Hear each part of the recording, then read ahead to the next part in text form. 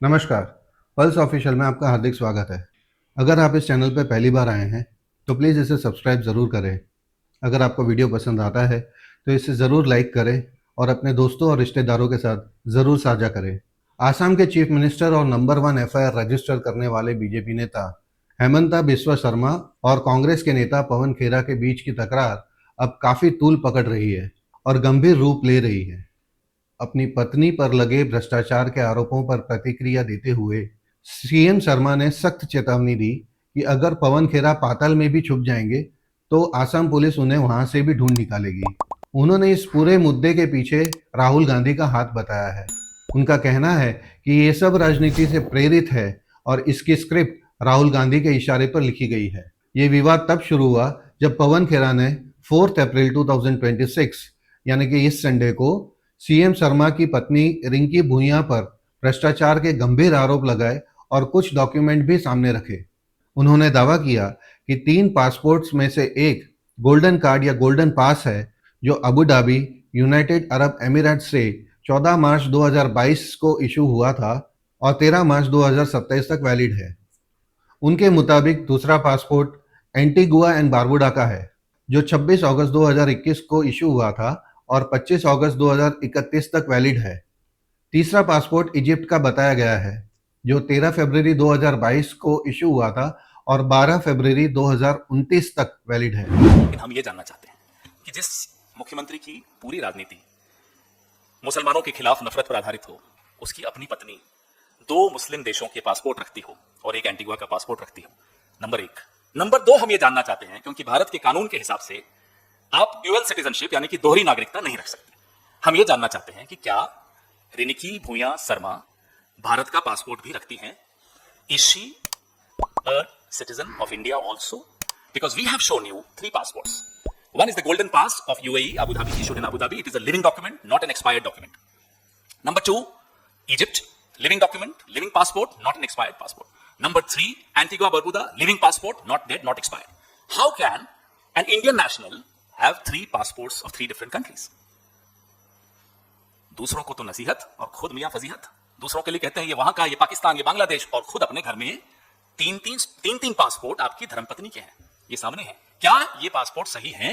ये अब इन्हें बताना है। ये तो नहीं बताएंगे क्योंकि आगे हम कुछ और बताएंगे आपको जो इन्होंने नहीं बताया।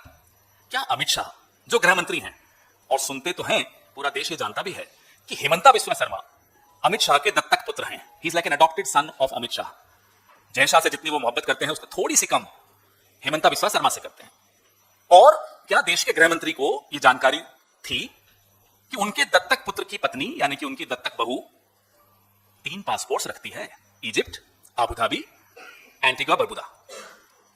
गृह मंत्री जवाब दें कि क्या वो इस पे एसआईटी बिठाएंगे, क्या जांच करवाएंगे, और हमारे सवाल का जवाब देंगे कि is she an Indian national? If she is, fine. If she is not, how dare Himanta Biswa Sarma questions the nationalism and the nationality of others. Pawan Khera ने कुछ डॉक्यूमेंट्स और भी दिखाए जिनके थ्रू उन्होंने ये दावा किया कि चीफ मिनिस्टर के परिवार के पास यूएई में लग्जरी होटल्स हैं और यूएस के वायोमिंग में एक लिमिटेड लायबिलिटी कंपनी भी है। उन्होंने आरोप लगाया कि यूएस को टैक्स हेवन के रूप में यूज करके पैसा बाहर रखना और मल्टीपल पासपोर्ट्स रखना इस बात की तरफ संकेत करता है कि चुनाव हारने के बाद देश छोड़ने की प्लानिंग की जा रही है। अब एक बहुत बड़ा खुलासा और है। मैं आपके सामने state of Wyoming, US, America, आप अपने मोबाइल पे भी ये डाल सकते हैं। ये सामने देखिए स्क्रीन पर जो आपको दिख रहा है, ये रिनिकी भूया शर्मा एसेट कलेक्टिव एलएलसी नाम की कंपनी है। ये देखिए, हमने ऐसे वेबसाइट पे जाके वेरीफाई किया कि क्या ये कंपनी है। जी हां है, व्योमिंग में है। ये उसका एड्रेस है और उसमें कौन कौन मेंबर है वो आपके सामने है। मेंबर है रिनिकी भूया शर्मा, नंबर 1। नंबर 2, रिनिकी भूया गैप शर्मा 2। तीसरे पे एच रिंकी नंदी एलएलसी। अब ये एच कौन है? हेमंता। रिनिकी कौन है? हेमंता जी की धर्मपत्नी। और नंदी कौन है? नंदिल उनका बेटा है जिसका NANDI इन्होंने उसमें डाला। पति, पत्नी और सुपुत्र, तीनों के नाम से ये एलएलसी व्योमिंग में है। या आप अपने मोबाइल पे, आपको जब मैं सर्कुलेट करूंगा उसको भले इग्नोर कर लीजिएगा, लेकिन खुद वेबसाइट पे जाके देख लीजिएगा कि क्या अमेरिका में व्योमिंग में ये कंपनी है या नहीं है। अब जो मैं बोलने वाला हूं, मुझे बोलने से पहले पानी पीना पड़ेगा क्योंकि मेरा हलक बार बार सूख जाता है जब भी मैं ये पढ़ के बोलता हूं। मेरी टीम भी हैरान हो गई थी। ये minutes of annual meeting of the members of Rinki Bhuyan Sarma Asset Collective LLC. एक लाइन पढ़ता हूं. Adoption of budget. Resolved that the company adopts dollar. गिनना शुरू करना हो. गिनो गिनो, उंगलियों से गिनना पड़ेगा. उंगलियां यूं नहीं, यहां से. एक में 3, ठीक है. 3, 4, 6, 7, 8, 9, 0, 1, 2, 3 US डॉलर्स. यानी कि 3,467 करोड़ US डॉलर्स. इस कंपनी का बजट एलोकेट हुआ. ठीक है साहब. The floor was open for discussion about the plan of business. अब क्या बिजनेस करेगी साहब ये company? That the company adopts the Rinki Bhuyan hotels for the coming year. Hotels बनाने की इनकी वहां प्लान है. ये मैं नहीं बोल रहा, ये कंपनी का एनुअल मीटिंग जो होती है मेंबर्स की, ये वो बोल रहे हैं. अब उस होटल का बजट वो मैंने आपको बता दिया. दूसरा रेजोल्यूशन क्या थी कि कंपनी के पास जो पैसा है जो तीनों मेंबर्स को बांटना है, तीनों मेंबर्स परिवार के ही हैं जहां तक हमने आपको दिखाया, वो है 5200 करोड़. सीधा डॉलर से आप कन्वर्ट करोगे, आपका काम आसान कर देता हूं. 5200 करोड़ इनको बांटना है आपस में. 52,000 सॉरी, मेरी आदत नहीं ना, हम तो 100 से आगे बढ़ते नहीं. 52,000 करोड़ इनको बांटना है. उनके हिसाब से ऐसे कदम गंभीर हैं और इस मामले में चीफ मिनिस्टर की गिरफ्तारी होनी चाहिए. मामला सिर्फ बयान तक सीमित नहीं रह गया, अब कहीं ना कहीं पर्सनल लग रहा है. पवन खेरा के आरोपों पर सीएम शर्मा भड़क उठे हैं और प्रेस कॉन्फ्रेंस को संबोधित करते हुए देश भर में उभद्र भाषा का प्रयोग करने लगे हैं. यार मिस्टर गांधी पे भी होगा क्योंकि आप कह रहे हैं नहीं, वही वो है। तो पहले खेरा को पेलूंगा, फिर खेरा से नाम निकालेगा तो बाकी को पेड़ा बनाऊंगा. कौन सा ये पवन खेरा है? पताल में भी लुकेगा तो हम उठा के लेके आएगा. तुम बताओ ये कागज तुम किसको दिए थे? मेरा डाउट है ये कागज राहुल गांधी दिए थे उनको. सो ये मुकदमा राहुल गांधी तक जाएगा. तो पवन खेरा एक गंदू आदमी है. तो इसका दिमाग में था कि असम में बुर्बक लोग रहते हैं, फालतू बात करेगा. और मेरा लगता है राहुल गांधी भी साथ है, वो जल्दी जल्दी जेल जाए. ये सब कुछ असम के चीफ मिनिस्टर हिमंता बिस्वा शर्मा की छोटी सोच और लो लेवल पॉलिटिक्स को दिखाता है. हेमंत बिस्वा शर्मा के ऊपर बड़े गंभीर भ्रष्टाचार के आरोप लगाए गए, साक्ष्यों और सबूतों के साथ लगाए गए.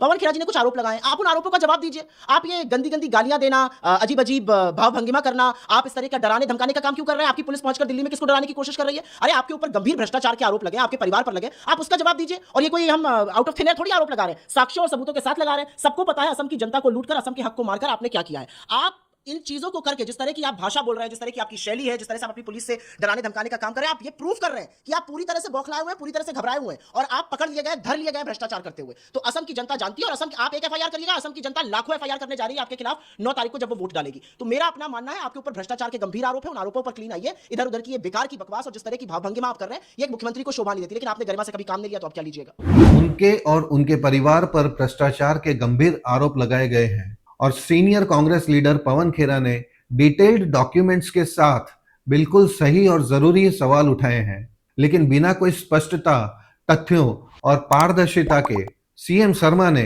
इन आरोपों को सीधे से खारिज करते हुए आक्रामक और अनुचित भाषा का प्रयोग करना चुना है. साथ ही एक बहुत इंपॉर्टेंट सवाल खड़ा होता है कि आखिर आसाम पुलिस दिल्ली पहुंच के किसको डराने की कोशिश कर रही है, जबकि पवन खेरा ने तो कहा था कि वो गुवाहाटी में है और सीएम शर्मा को चैलेंज भी किया था कि वो चाहे तो उन्हें गिरफ्तार कर सकते हैं. तो फिर दिल्ली में आसाम पुलिस पवन खेरा के घर में क्या कर रही है? आपने जो कागज लगाए केवाईसी में, वही कागज हमारे पास हैं और भी बहुत कुछ है. ऐसा नहीं कि यही है, भंडार है कागजों का. चिंता मत कीजिए, आप करिए ना केस. चुनौती देकर जा रहे हैं, गुवाहाटी में बैठकर चुनौती देने, करिए केस. 48 घंटे भी क्यों इंतजार कर रहे हैं? आज रात को करिए, खुलवाइए कोर्ट. आपकी तो बहुत चलती है, सुना. कौन रोक रहा है? बहरहाल 7 अप्रैल को आसाम पुलिस की एक टीम बिना प्रायर इंफॉर्मेशन के सीधा दिल्ली में पवन खेरा के घर पर पहुंच गई, जिससे पूरा राजनीतिक माहौल और ज्यादा टेंस हो गया. सीएम शर्मा ने फिर से अपना कठोर स्टैंड रिपीट करते हुए कहा कि पाताल से भी ढूंढ निकालेंगे, जो उनके एग्रेसिव और अनकॉम्प्रोमाइजिंग अप्रोच को क्लियरली दिखाता है. तो क्या ये जांच राहुल गांधी तक भी पहुंच सकती है? सीएम शर्मा ने इस मुद्दे में राहुल गांधी को सीधे तौर पर घसीटते हुए ये सिग्नल दिया है कि जांच का दायरा और भी बढ़ सकता है, जिसमें राहुल गांधी से भी पूछताछ की संभावना हो सकती है. चुनाव के बिल्कुल पहले आसाम की राजनीति अपने चरम पर पहुंच चुकी है. एक तरफ कांग्रेस इसे सत्ता का दुरुपयोग बता रही है, जबकि दूसरी तरफ सीएम शर्मा इसे अपनी पारिवारिक प्रतिष्ठा का सवाल बताकर इसे एक आर पार की लड़ाई के रूप में पेश कर रहे हैं। वैसे ये मुद्दा ideally chief election commissioner Gyanesh Kumar के पास जाना चाहिए था, लेकिन हमेशा की तरह इस पर कोई स्पष्ट प्रतिक्रिया सामने नहीं आई है। राजनीतिक संदर्भ को देखते हुए chief election commissioner Gyanesh Kumar की भूमिका और 2023 में लाए गए कानूनी बदलावों पर सवाल उठ रहे हैं। आलोचकों के बीच एक बढ़ती हुई चिंता है कि ये विकास कुछ हद तक संस्थागत सुरक्षा प्रदान कर रहे हैं, न केवल पद के लिए बल्कि चुनावी प्रतिक्रिया की ट्रांसपेरेंसी और अकाउंटेबिलिटी को लेकर भी सवाल खड़े कर रहे हैं। चाहे ये परसेप्शंस प्रमाणित हो या ना हो, इन्होंने प्रणाली की न्यूट्रल इमेज पर सवाल उठाए हैं और जनता के बीच ज्यादा क्लैरिटी और विश्वास की जरूरत को उभारा है। कांग्रेस की सहयोगी पार्टी शिवसेना यूबीटी ने भी इस मुद्दे पर अपनी राय रखी है। पार्टी के प्रवक्ता आनंद दुबे का कहना है कि असम के चुनाव इंडिया अलायंस अच्छे से लड़ रही है, लेकिन पवन खेरा के बयानों ने कहीं ना कहीं कांग्रेस को नुकसान पहुंचाया है। उन्होंने सवाल उठाया है कि किसी सीएम की पत्नी के पास 3 पासपोर्ट होने की बात करना बेकार का मुद्दा है, क्योंकि एक नागरिक के पास एक ही इंडियन पासपोर्ट होता है। पासपोर्ट वाला मुद्दा उठाना ही नहीं चाहिए था। आनंद दुबे ने कहा कि चुनाव का फोकस डेवलपमेंट, पॉलिसीज और लोगों की समस्याओं पर होना चाहिए था, ना कि व्यक्तिगत आरोपों पर। उनके मुताबिक पासपोर्ट जैसे मुद्दे का आम जनता से कोई लेना देना नहीं है और ये सिर्फ इलेक्शन को पर्सनल बना देता है।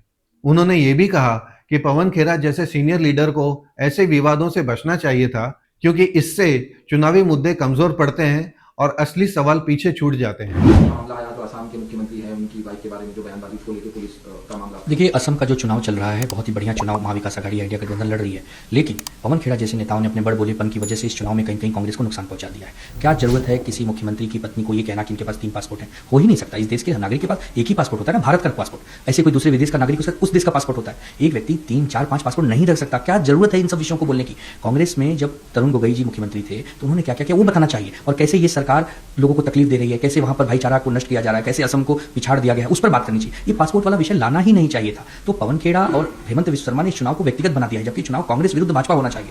अब पवन खेड़ा उनके खिलाफ कुछ कह रहा है। अब असम के मुख्यमंत्री की पुलिस जो है वो जाकर दिल्ली में उनके घर सर्च कर रही है, तो इससे चुनाव बिगड़ जाता है। हमने देखा है चुनाव मुद्दों पर होने चाहिए, चुनाव विकास पर होना चाहिए, चुनाव नीति पर और रणनीति पर होनी चाहिए। इन सब विषयों को जनता से कोई लेना नहीं। किसी के पास 10 पासपोर्ट हो, 1 हो, उससे दुनिया का क्या लेना देना? वो पुलिस का काम है चेक करना। तो हमें लगता है कि पवन खेड़ा जो कांग्रेस के प्रवक्ता भी हैं और बड़े नेता हैं, उनको कम से कम ऐसी चीजों से बचना चाहिए और चुनाव को व्यक्तिगत नहीं होने देना चाहिए। जब चुनावी मुद्दा अपने चरम पर होता है तब हर कदम को अलग अलग नजरिए से देखा जाता है और सीमाओं को भी अक्सर आजमाया जाता है। इस संदर्भ में पवन खेरा के बयान को उनकी पार्टी के पक्ष को मजबूत करने और उसका समर्थन करने के रूप में देखा जा सकता है, खासकर जब उन्होंने ये दावा किया कि जो भी जानकारी सामने रखी गई है वो पहले अच्छी तरह से जांच पड़ताल के बाद ही प्रेस कॉन्फ्रेंस के सामने रखी गई है। कांग्रेस के नेताओं का ऊपर से लेकर नीचे तक एकजुट होकर समर्थन देना ये दर्शाता है कि पार्टी इसे अपने नियमों और नैतिक सीमाओं के अंदर किया गया कदम मानती है। उनका पवन खेरा को फुल सपोर्ट करना साफ साफ कहता है कि इसका उद्देश्य किसी व्यक्तिगत छवि को नुकसान पहुंचाना नहीं, बल्कि एक राजनीतिक मुद्दा उठाना था। अब सवाल यह है कि हिमंता बिस्वा शर्मा का अगला कदम क्या होगा? क्या पवन खेरा की गिरफ्तारी होगी? और अगर होती भी है तो क्या उससे उन आरोपों का हल निकल जाएगा जो उन पर लगाए गए हैं? क्या हेमंता बिस्वा शर्मा ने गौरव गोगोई की वाइफ का पाकिस्तानी लिंक बताकर पर्सनल अटैक नहीं किया है? क्या उन्होंने राहुल गांधी को बार बार पागल कहकर अपमानित नहीं किया है? क्या वो पर्सनल अटैक नहीं है? तो क्या अब सीएम शर्मा और उनकी पत्नी की छवि को लेकर आसाम इलेक्शन के नतीजों पे कोई असर पड़ेगा? हकीकत यह है कि उनकी इमेज पे तो पहले से ही डेंट लग चुका था, लेकिन इस बार कांग्रेस पूरे सबूतों के साथ हिमंता बिस्वा की इमेज को तार तार कर रही है। कभी कभी पुराने चुनावों के पैटर्न को देखकर अब ये यकीन हो गया है कि बीजेपी को राजनीतिक नुकसान कितना भी हो, ज्ञानेश कुमार का साथ बीजेपी को इलेक्शन में कभी भी निराश नहीं करता। अंत में ये सारी situation intense pre poll rhetoric typical of Indian politics को रिफ्लेक्ट करती है। मतलब ये भारत में चुनाव से पहले वाले तेज और तीव्र वातावरण को दर्शाती है। कानूनी प्रक्रिया अपनी जगह चल रही है, लेकिन आरोपों की असली सच्चाई का फैसला पब्लिक स्टेटमेंट से नहीं, बल्कि उचित कानूनी मंच और सबूतों के आधार पर होगा। और सबूत तो पवन खेरा ने ऑलरेडी दे दिया है। हम इलेक्शन एक्सपर्ट्स नहीं हैं, इसलिए आने वाले टाइम में हिमंता बिस्वा शर्मा की इमेज या बीजेपी के चुनावी परिणामों पर इसका क्या असर पड़ेगा ये हम नहीं कह सकते, क्योंकि फाइनल वर्डिक्ट सिर्फ अदालतों में नहीं होता, वोटर्स के हाथ में भी होता है। नमस्कार।